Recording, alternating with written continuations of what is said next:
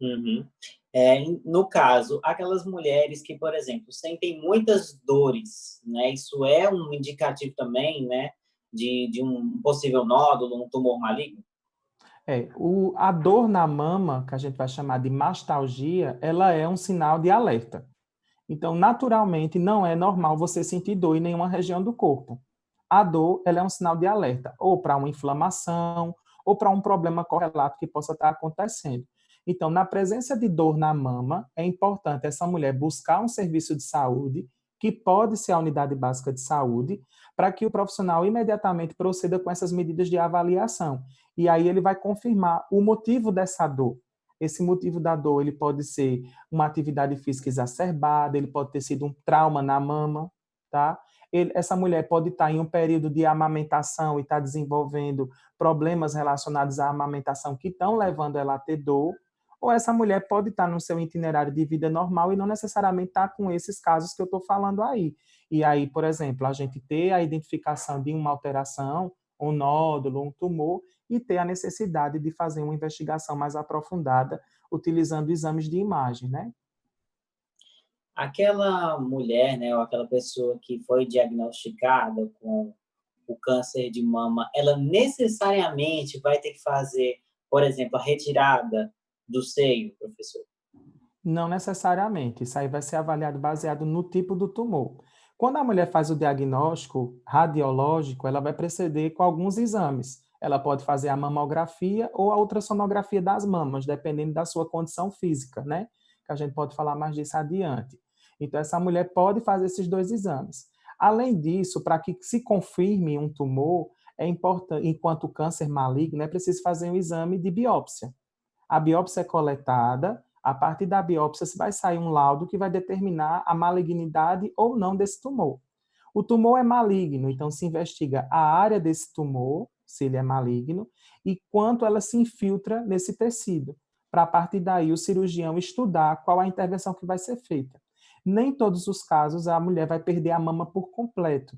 Existem hoje, do ponto de vista da cirurgia em oncologia, no câncer, né, aplicada ao câncer, a intenção de ser menos agressiva e menos mutilante ao paciente. Então, hoje já existem técnicas que a gente chama de quadrantectomia, a gente tira uma parte da mama e não a mama por completo. Então, a mulher ela pode ter, não pode ter necessariamente a mama dela retirada por completo aí no contexto do aparecimento do câncer. O que vai determinar essa mastectomia, que é a retirada da mama por completo, vai ser o tamanho do tumor, como ele se infiltrou, se os linfonodos estão sendo acometidos ou não nesse contexto, e aí a gente tem um quadro de gravidade maior que pode levar a essa necessidade.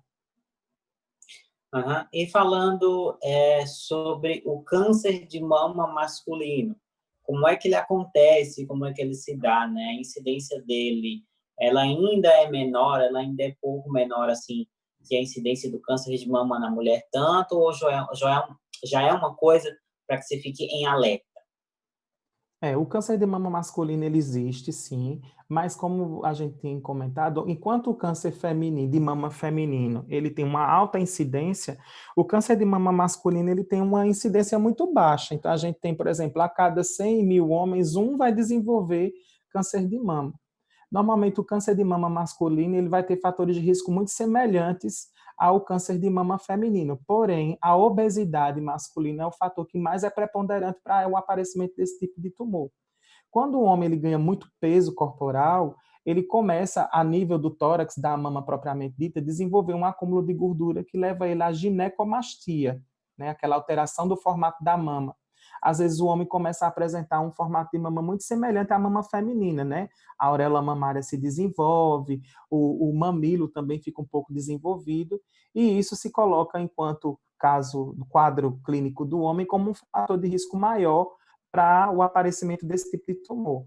Os tratamentos são os mesmos da mulher, então o homem também pode ter a sua mama retirada em virtude de um câncer de mama, ele passa também pelo mesmo procedimento, e o itinerário normal também segue o mesmo do diagnóstico para a mulher também. Professor, hoje, em 2020, né, o câncer de mama já é falado há muito tempo, mas hoje, em 2020, como é que está a incidência da cura né, das chances de cura do câncer de mama? A gente vai dizer o seguinte: todo câncer, independente de ser de mama ou não, ele vai ter um melhor prognóstico, ou seja, uma condição de cura, quando ele for diagnosticado o mais cedo possível. E aí vamos pensar, se a gente tem uma população que entende quais são as medidas que devem ser aplicadas para ele prevenir ou identificar o mais cedo possível a presença dessa doença, ele vai ter, consequentemente, um acesso ao tratamento mais cedo e uma condição de curar a doença também mais rápido possível. Porque, na verdade, curar o câncer, a estimativa de cura, é muito difícil dizer. Porque, na verdade, ela vai depender de como o organismo vai responder aos tratamentos e qual o nível de desenvolvimento da doença. Então, se o indivíduo, a mulher, no caso aqui com câncer de mama, ela todo mês faz lá, ou toda semana ela faz o cuidado em palpar a sua mama, ela vai sempre à unidade básica de saúde buscar o profissional para poder ser avaliada, ela faz na idade adequada, os exames adequados para poder diagnosticar a doença, então ela é uma pessoa que vai estar mais protegida quanto a isso. Outra coisa que é importante frisar é que não só o cuidado do profissional de saúde que vai levar essa mulher a desenvolver uma condição de proteção contra o câncer de mama. É muito importante que a mulher modifique os seus hábitos de vida, pensando na alimentação, no exercício físico, no consumo do cigarro, do álcool e todos aqueles outros fatores que a gente falou antes. Então, é importante que a mulher visualize isso, que ela consiga aos poucos ir modificando esses fatores, porque esses fatores diminuídos ou nulos, eles podem levar ela a desenvolver fatores de proteção, vamos dizer assim, no sentido de não desenvolver essa doença. Então, é importante, a gente vai sempre escutar falar durante o Outubro Rosa, durante as questões que se tocam no câncer de mama, vai se falar. Diagnóstico precoce, ou seja, quanto mais cedo eu identifico, melhor a condição de cura. E aí não só para o câncer de mama, repito, para qualquer outro tipo de tumor também. Uhum. Falando especificamente agora, voltando só um pouco sobre a mamografia, né? Algumas mulheres até têm medo de fazer o exame, né, da mamografia ou outro tipo de exame que detecte o câncer de mama. Como é que se dá, então, esse exame? A mulher, ela precisa ficar com esse medo? O que que acontece, professor? Na verdade, a gente tem hoje 2 exames que podem ajudar no diagnóstico do câncer de mama. O mais famoso, até por conta da veiculação, das orientações, é a mamografia, né? A mamografia ela deve ser realizada em mulheres de 50 a 69 anos, uma vez a cada 2 anos, a gente diz bianualmente, né? Então, essa mulher vai lá e vai receber a indicação para a mamografia. É importante lembrar que a mamografia ela vai ser solicitada por um profissional de saúde mediante o exame da mulher. Então, essa mulher tem que buscar uma unidade de saúde, buscar o seu médico que já acompanha, o seu ginecologista, o seu mastologista. Caso ela vá na unidade básica de saúde, ela pode buscar o profissional enfermeiro ou o médico da unidade. Então, esses profissionais estão habilitados para solicitar a mamografia da mulher e automaticamente vai levar ela a realizar o exame. A mamografia, como eu disse, vai ser indicada nesses casos dos 50 a 69 anos. E por que ela é indicada para esses casos? Porque a mulher nessa idade, normalmente ela tem um tecido da mama mais flácido. A mama dessa mulher não é mais rígida, não é mais densa, como o caso de uma mulher mais jovem.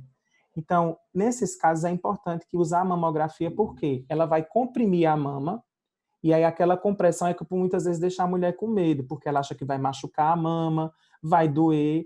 Não vou dizer que não é um exame dolorido, ele causa um certo incômodo à mulher quando a mama é colocada no mamógrafo e ela é comprimida. Ela precisa ser comprimida porque a partir daquela compressão, o tecido da mama ele é exposto, ele é blocado, vamos dizer assim, e permite que o raio-x da mama seja feito, garantindo com que a avaliação daquele nódulo seja feita de maneira mais aprofundada. Tem mulheres que, por exemplo, vão ter a mama mais densa, as mulheres mais jovens, normalmente mulheres que têm uma idade inferior aos 40, aos 35 anos de idade, a mama dessa mulher não é flácida, não é amolecido o tecido, vamos dizer assim. E aí essa mama mais rígida, ela precisa passar, não vai ter condição de comprimir no mamógrafo. Então a melhor condição para poder fazer esse exame é a ultrassonografia da mama, que é um exame indicado pela Sociedade Brasileira de Radiologia como forma de investigar esse tumor. Então, esses 2 exames podem ser usados. Em algumas situações específicas, ainda pode ser usada a tomografia ou a ressonância, mas em cada especificidade.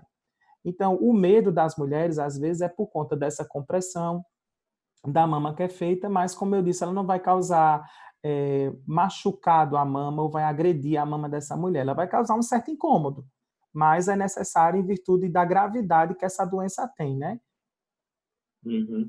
Para a gente finalizar, então, já que o nosso tempo está chegando ao final, né? Eu gostaria que você falasse, então, de uma forma mais prática, quais são as formas de prevenção do câncer de mama, né? Para alertar todas aquelas mulheres e homens também que estão assistindo o Câmara Entrevista hoje.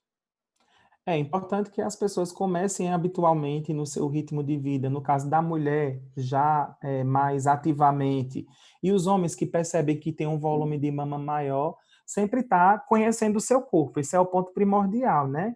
Então, a partir do momento que você toca o seu corpo, avalia como está a estrutura da sua mama, se mudou alguma coisa, quando você toca, se a sensibilidade ao toque ela muda, esses são fatores que vão fazer com que você tenha a necessidade de procurar um serviço de saúde.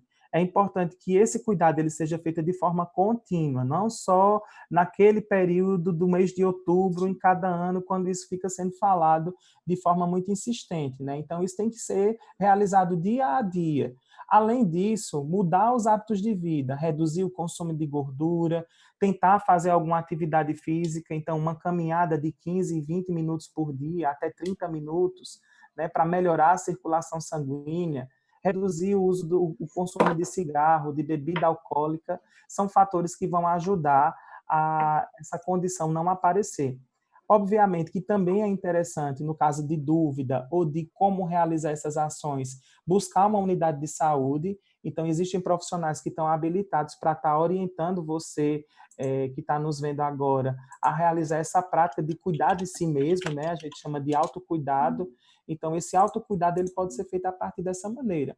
Obviamente que buscar informações dentro de profissionais de saúde, em fontes que são conhecidas e são validadas, importantes de serem buscadas, também vão ajudar bastante você a ter mais entendimento sobre o que pode ser feito e como prevenir essa doença, que, como a gente conversou aqui, tem uma condição de gravidade muito alta.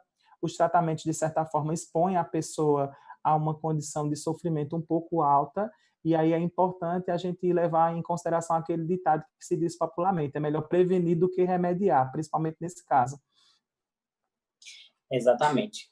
Então, eu queria agradecer sua presença aqui no programa de hoje, né? Foi muito esclarecedor, tenho certeza que muitas pessoas que assistiram ao nosso programa se sentiram esclarecidas quanto ao tema do câncer de mama, que ainda mata milhares de homens e mulheres no mundo inteiro. Muito obrigado pela sua presença, professor. Eu que agradeço, fico aí à disposição e sempre que necessitarem estou por aqui. Um grande abraço e até a próxima. Esse foi o Câmara Entrevista de hoje. Lembrando que você pode interagir com a nossa programação, sugerindo pautas, sugestões e críticas através das redes sociais do Poder Legislativo de Caruaru. No Facebook e no Instagram, você procura lá, @Legislativo de Caruaru, para fazer a nossa programação. Até o próximo programa, com mais debates, mais assuntos que mexem com a nossa sociedade.